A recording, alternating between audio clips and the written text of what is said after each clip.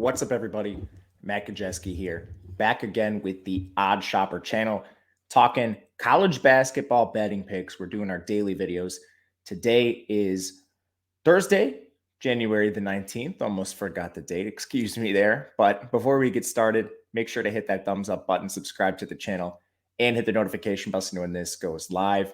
And if you're listening on podcast, please leave a rating and review. Subscribe over there. That helps us a ton. So thank you very much if you've done that.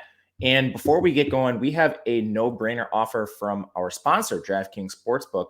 To take advantage of it, all you're going to do is hit the link in the video description below or head over to DraftKings Sportsbook. And how it works is you'll deposit $5 into your account, at least if you're a new-time customer to DraftKings Sportsbook. And then if you make a $5 wager on anything, doesn't even have to win, can be any sport, you're automatically going to get $200 in the form of free bets. That's $5 into $200 when you place a wager on anything you like.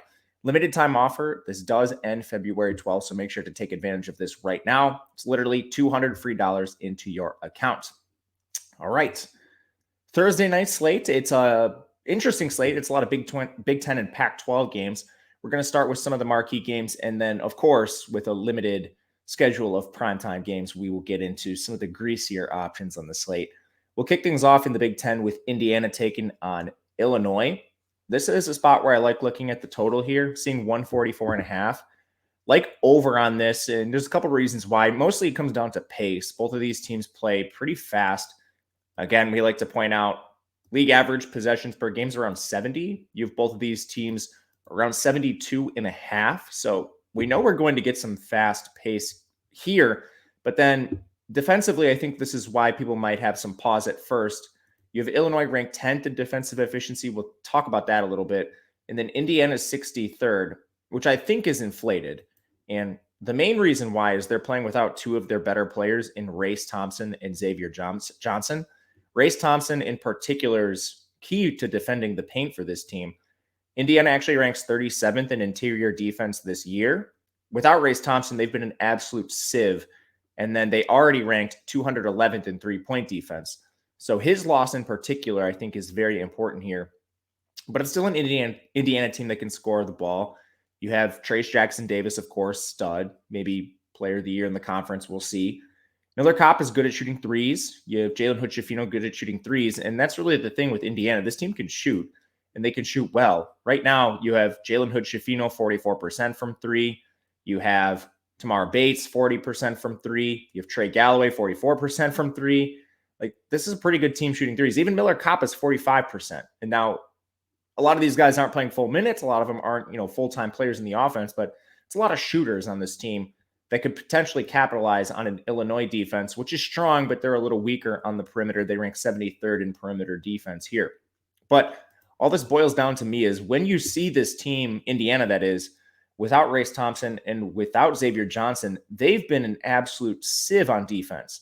Now, they themselves have scored at least 65 points in 4 of the last 5 games. I think that's important considering their absences because I think they need to get to this spot against Illinois if the over does come through. The only time they didn't was against Wisconsin. They scored 63 in that game, and that was that atrocious Wisconsin-Indiana game that finished 63-45 if you unfortunately we're subjected to watching that.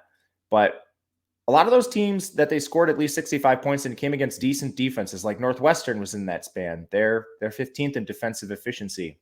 And then they've been allowing a ton of points. They've given up at least 80 points in 7 of their last 9 games. And the only games that didn't score that many were Kennesaw State and then Wisconsin, who was without Tyler Wall. They only put up the 45.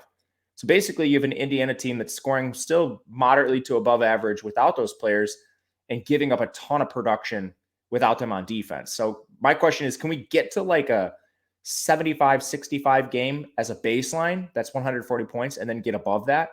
I think Illinois can definitely do their part in scoring at least 75. This team is 27th in offensive efficiency. They've scored at least 70 points in 6 of their last 7. The only game that didn't was against Northwestern. Again, Northwestern is a top 10 adjusted defensive efficiency defense. It's a spot I like towards the over here. I think we might wait a little bit. It's been coming down. 144.5 I think is completely fine. But I like the total in this game as the marquee game we'll talk about today. And then let's go to some greasy ones. We're going to kick things off really, really greasy here in the Horizon League, where we're going to talk about Oakland facing IUPUI. The spread is 11.5. And in my opinion, it is not too much. We're talking about an actually kind of legitimate team in Oakland who actually has players that you may recognize. You know, they have some transfers that were from premier programs. I won't call them premier players, but Lauren Bowman came over from Wisconsin. He's been hurt. You also have Rocket Watts, who's played across a couple of teams now. But this Oakland team holds every single advantage here. IUPUI has 3 wins. They're 0-8 in conference. They have a poor strength of schedule. And I think you're buying low in Oakland right now, who's sitting at 7-12 overall. And that's because they just got beat up in their non-conference.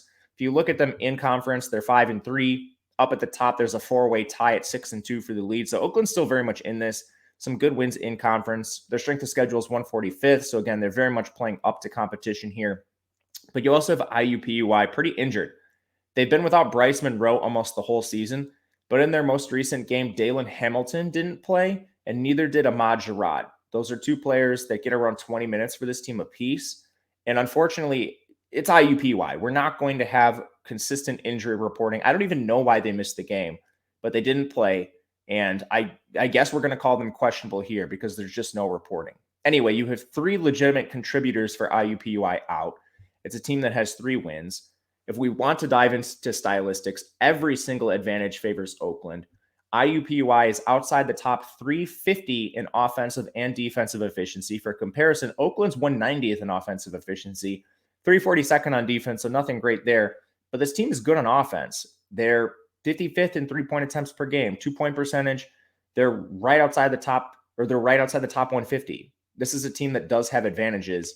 They're a pretty good shooting team. They're a team that is going to play consistent basketball. They're only 28th in turnovers, so they control the ball. And I think against a team like IUPUI, that's all you really need.